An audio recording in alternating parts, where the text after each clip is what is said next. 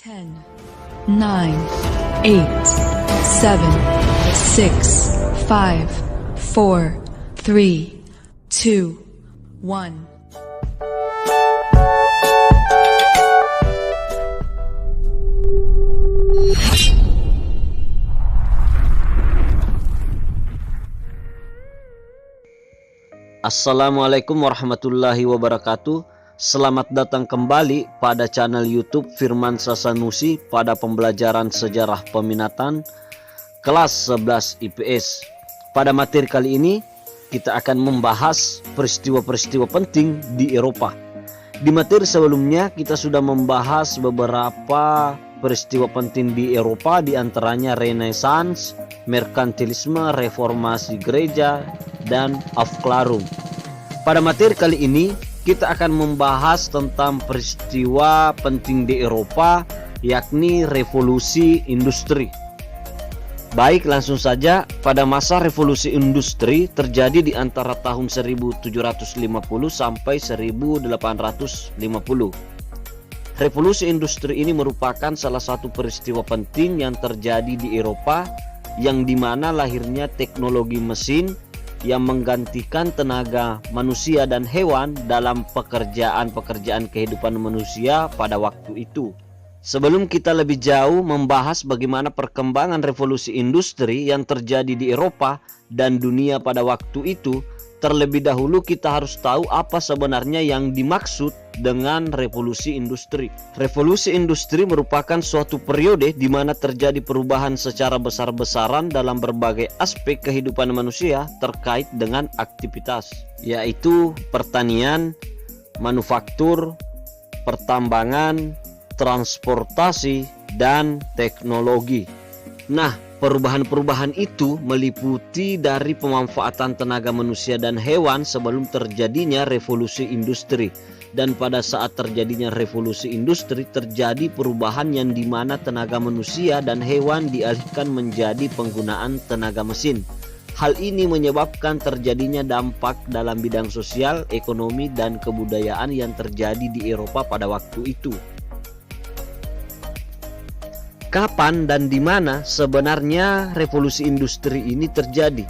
Jadi, revolusi industri ini pada awalnya berkembang di Eropa yang dimulai sekitar tahun 1750 sampai 1850. Nah, negara yang menjadi pusat awal munculnya revolusi industri ini adalah Inggris.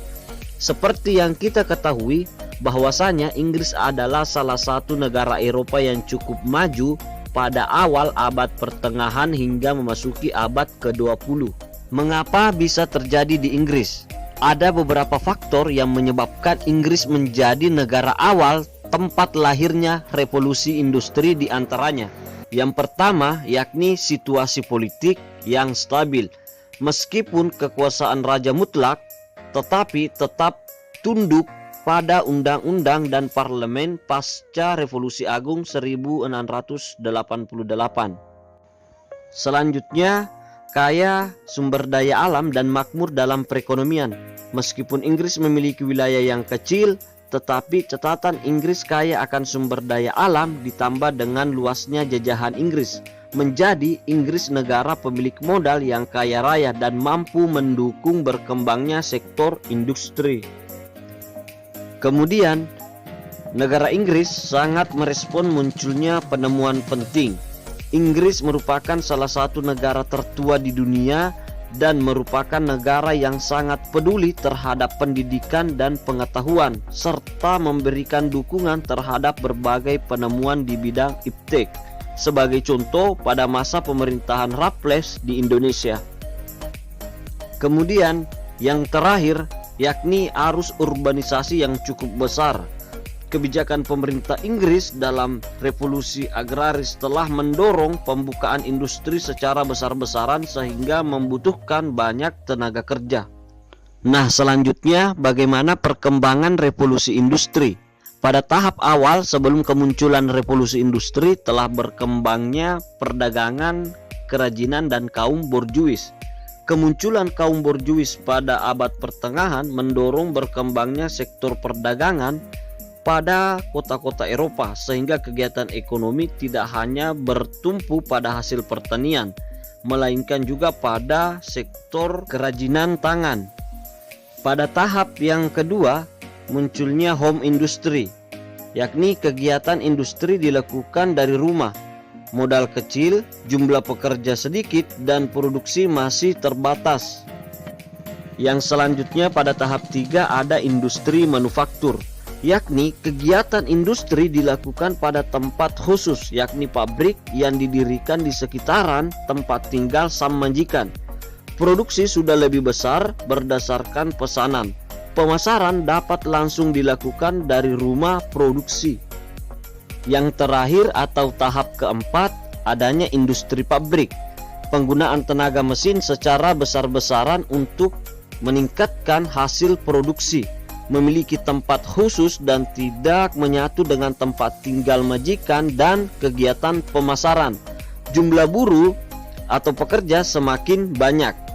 Selanjutnya, perkembangan revolusi industri yang terjadi pada dunia yang menyebar di berbagai wilayah regional dan global pada waktu itu, diantaranya yakni ada negara Inggris pada tahun 1750, selanjutnya negara Belgia pada tahun 1807, selanjutnya ada negara Perancis pada tahun 1848, selanjutnya ada negara Jerman pada tahun 1870, selanjutnya Amerika, Uni Soviet, dan Jepan awal abad ke-19.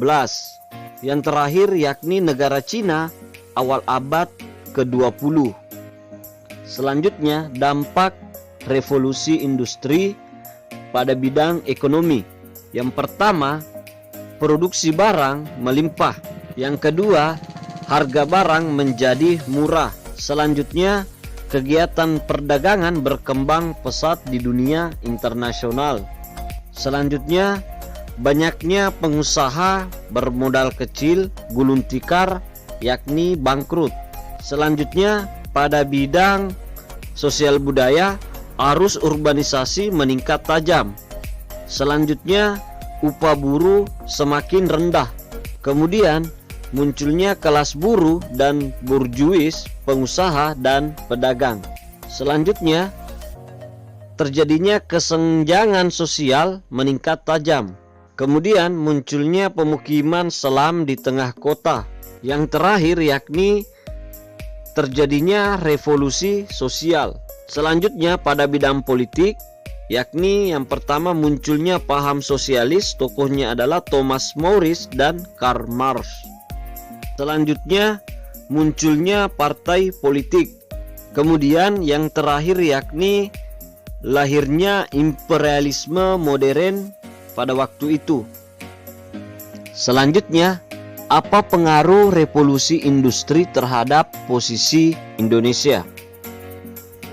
Secara tak langsung, revolusi industri yang terjadi pada waktu itu di Eropa memberikan pengaruh yang besar terhadap kehidupan bangsa Indonesia. Pada saat revolusi industri juga diikuti dengan perubahan-perubahan kebijakan yang dilakukan oleh negara kolonial yang menjajah Indonesia pada saat itu.